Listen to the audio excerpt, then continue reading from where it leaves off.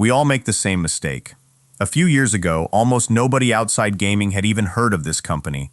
If you weren't building a PC to play video games, the name probably meant nothing to you. It wasn't in the news. It wasn't in your retirement account conversations at Thanksgiving. It was just a company that made parts for computer nerds. James is scrolling past a business news alert on his phone while waiting in line for coffee, and one line stops him cold. This quiet, mostly ignored company is now worth more than Apple, more than Microsoft, more than nearly every company that has ever existed in the history of the stock market. James lowers his phone. "Wait," he says out loud, causing the guy behind him to glance over. "Isn't that the graphics card company?" That's exactly the right question. And it's the wrong-sized question, because the real answer is so much stranger than they made a good product. This is James's business files, and today's file is about Nvidia, how a company that used to be famous for helping teenagers get better frame rates in video games quietly became the single most valuable company on the planet. Before we open this file any further, hit like, drop a comment with your best guess at how Nvidia actually did this, and subscribe with notifications on, because this mystery has more twists than you'd expect from a company that makes computer chips. Here's the part that should bother you. Nvidia didn't pivot into some flashy new industry overnight. They didn't launch a phone, or a social network, or a car. For most of their history, they made one thing: chips that render video game graphics. And yet today, Nvidia's technology sits at the center of the entire artificial intelligence boom. The systems behind chatbots, image generators, self-driving research, even the tools scientists use to design new medicines. How does a gaming company end up owning the infrastructure of the AI revolution? James opens his yellow folder. Something doesn't add up yet, and that's exactly where we start. To understand it, we have to go back to 1993. To a Denny's restaurant in San Jose, California. Three engineers, Jensen Huang, Chris Malachowski, and Curtis Preem, sat in a booth, ate breakfast, and sketched out a company that would design a new kind of chip, one built specifically to handle the graphics in video games and computer applications, tasks regular processors handled poorly. Nvidia was born over hash browns, not in some glass tower. Picture that for a second. The same building that sells you a Grand Slam breakfast also, technically, gave birth to what is now the most valuable company on Earth. James can't help but grin at that one. Somewhere, a Denny's booth deserves a plaque. Back then, nobody at that table was thinking about artificial intelligence.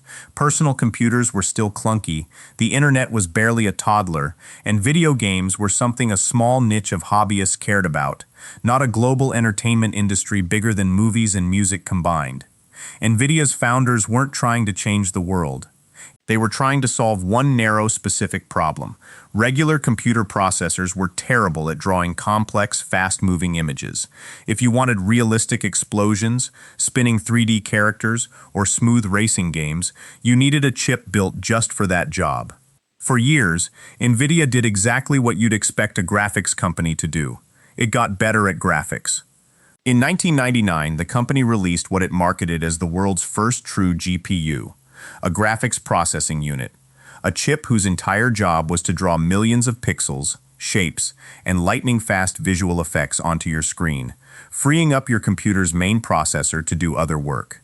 Gamers loved it. Sales grew. Nvidia became the default name inside serious gaming PCs, the kind of brand parents saw on a birthday wish list and quietly hoped meant good grades, even though it definitely did not. If this story stopped here, it would just be a nice case study about a successful gaming hardware company. But it doesn't stop here, because in 2006, Jensen Huang made a decision that, at the time, looked like it might sink the whole company. Here's the strange part. Nvidia's chips weren't just good at drawing video game graphics.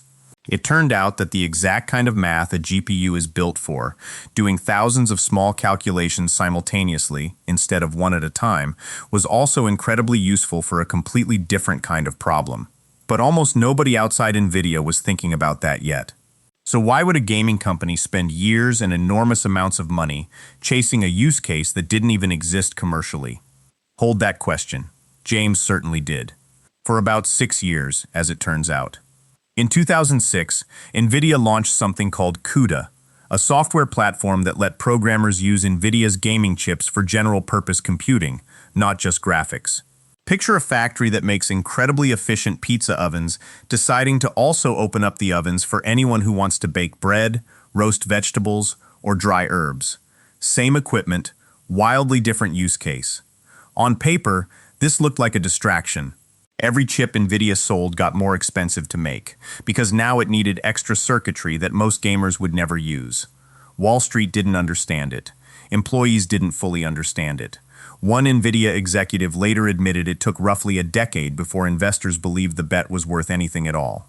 James pictures himself walking into a bank pitching this exact plan. So we're going to make our product more expensive, for a market that doesn't exist yet, and getting laughed straight out of the building. Let's pause for a second, because here's a genuinely funny truth about business. The decisions that eventually look like genius almost never look like genius while they're happening. They usually look like a company wasting money on something nobody asked for. Your neighbor's definitely going to be huge side business. Your cousin's fourth streaming subscription he swears he's about to cancel. Most bold bets look ridiculous right up until the moment they don't. Think about what that actually meant inside the company for those 10-ish years. Engineers were pouring real time and real money into software that most customers never opened. Shareholders were asking, reasonably, why a gaming company was spending like a computing research lab. It would be a little like a neighborhood pizza shop spending a decade quietly building an industrial-grade oven factory in the back room, telling confused customers, "Trust us, someday everyone's going to need this," while the regulars just wanted their pepperoni slice on time. That's a rough business to be patient in.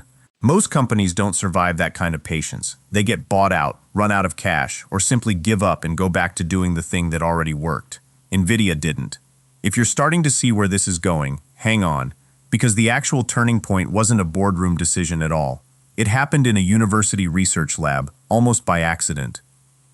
In 2012, two graduate students entered a global competition to see who could build the best system for recognizing objects in photographs. Is this a cat, a car, a coffee mug? Their entry, nicknamed AlexNet, crushed the competition, dramatically outperforming every other approach by a margin nobody had seen before. And here's the detail that should make your jaw drop. They didn't train it on some massive supercomputer. They trained it using two ordinary Nvidia gaming graphics cards, the same kind of chip your nephew uses to play video games, running on that CUDA software Nvidia had stubbornly built years earlier for a market that didn't exist.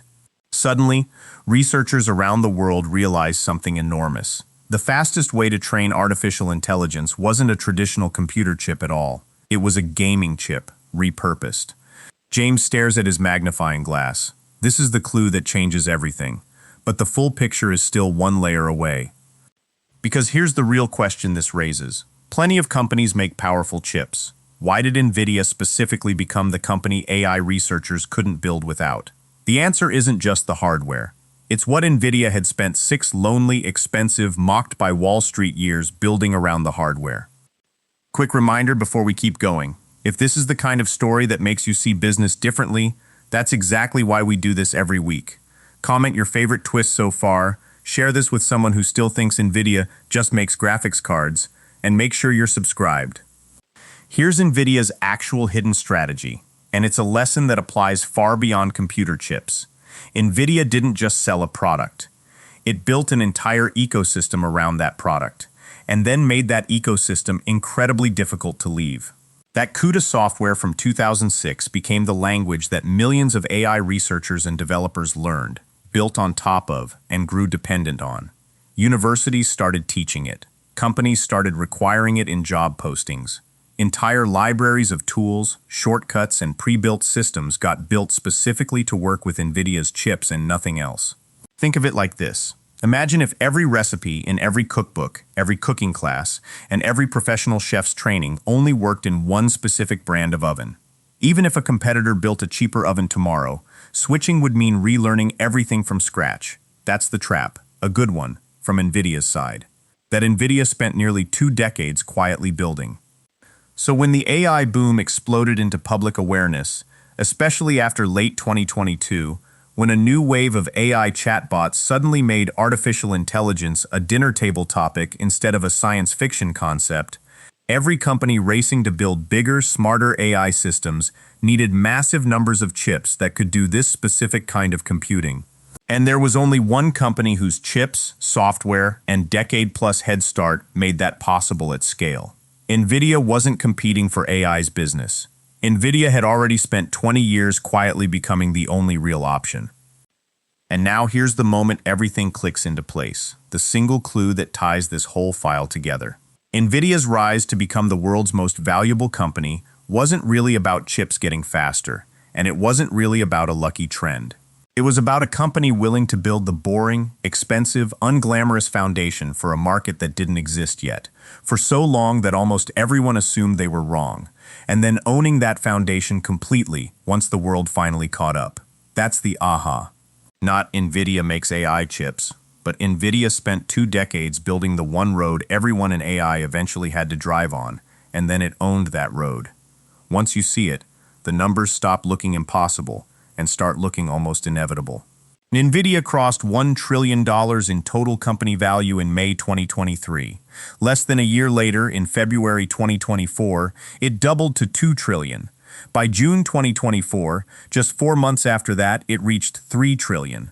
By July 2025, it became the very first publicly traded company in history to touch $4 trillion. And heading further into 2026, Nvidia has continued trading as the most valuable public company on Earth, worth more than legendary household names like Apple and Microsoft, companies that had decades-long head starts. James sits back. So the graphics card company actually became this by being patient and stubborn for 20 years? Yes, that's the whole twist. So what's the actual business lesson buried inside this file? It's this. The biggest opportunities rarely look like opportunities while you're building them.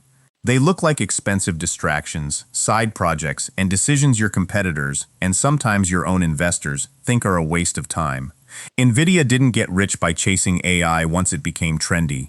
It got rich because it had already spent 2 decades laying track nobody else wanted to lay, so that when the AI train finally arrived, it was the only track in town. The companies that win the biggest, most unbelievable transformations are usually the ones who were quietly building the unglamorous groundwork years before anyone was applauding. Here's the part worth sitting with. Every time you've heard about a company that suddenly became huge, there's a real chance it wasn't sudden at all. It was a decade of unnoticed decisions finally paying off all at once. That's the trap in how we naturally think about success. We see the trillion-dollar headline and assume it happened fast, when really, the interesting part happened years earlier, when nobody outside a small group of engineers and skeptical investors was paying attention. And it's worth noticing just how far this one bet has traveled. The same underlying chip technology that once only mattered to teenagers battling it out in a video game now trains the AI models that write emails, generate images, and power research into new medicines. It shows up in massive data centers the size of warehouses, humming away 24 hours a day. It's being built into robots, self-driving research vehicles, and tools scientists use to model everything from proteins to weather patterns. None of that was the plan back in that Denny's booth in 1993. Nobody sketched someday we'll help run the entire AI economy on a napkin. They just kept solving the next problem in front of them, and refused to abandon a bet everyone else thought was pointless. James closes the yellow folder slowly, still holding his magnifying glass. Nvidia was never really selling graphics cards. It was selling the ground everyone else would eventually have to stand on. File closed. If this file changed the way you'll think about Nvidia, or any company that seems to come out of nowhere, do 3 things for us. Hit like, drop a comment telling us what surprised you most, and share this with the one friend who still thinks Nvidia just makes stuff for gamers. And if you want more business mysteries like this one delivered every week, subscribe and turn on notifications so you never miss when we open the next file. Speaking of which, next time we're opening a file on something that sounds almost backwards, why some airlines actually make more money from the credit cards in your wallet than from the plane tickets you buy. Yes, you read that right. And once you see how it works, you'll never look at your boarding pass the same way again.